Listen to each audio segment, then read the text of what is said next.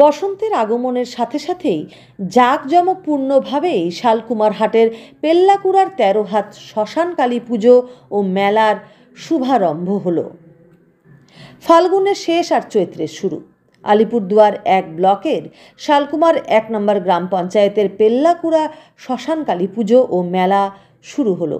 শনিবার রং খেলার দিন বর্ণাঢ্য শোভাযাত্রার মাধ্যমে পুজোর শুরুটা হয়। ব্যান্ড পার্টি সহযোগে চলে শোভাযাত্রা। গতবারের তুলনায় এবার অসংখ্য মানুষের ভিড় শোভাযাত্রায় লক্ষ্য করা যায়।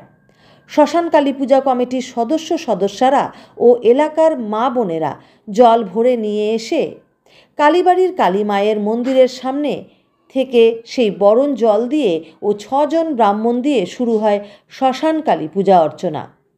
রবিবার সকাল থেকে ভক্তদের ভিড় লক্ষ্য করা যায়। এখানে মানত করলে তা পূরণ হয়, তাই দূর দূরান্ত থেকে ছুটে আসেন ভক্তরা। এবছর মেলা চলবে ৪ দিন।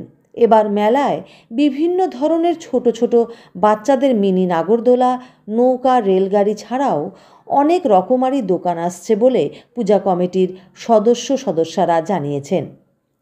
এবার প্রথম শ্রী শ্রী শ্মশান কালী পূজা কমিটির এলাকার মহিলাদের পূজা অর্চনা করার জন্য কমিটি গঠন করে দেওয়া হয়। কমিটির সভাপতি দায়িত্ব পেয়েছেন অনিতা রায়। সম্পাদকের দায়িত্বে আছেন শম্পা রায় প্রামাণিক। পূজা অর্চনা সম্পর্কে শ্রী শ্রী শ্মশান কালী পূজা কমিটি মায়েরা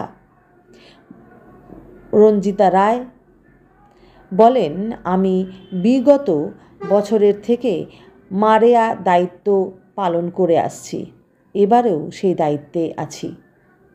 এদিকে সার্বজনীন শ্রী শ্রী শ্মশান কালী পূজা কমিটির অনিতা রায়ের কাছে পূজা ও মেলার সম্পর্কে জানতে চাইলে তিনি বলেন, আমি পূজা কমিটির সভাপতির দায়িত্ব পেয়ে অনেকটাই খুশি।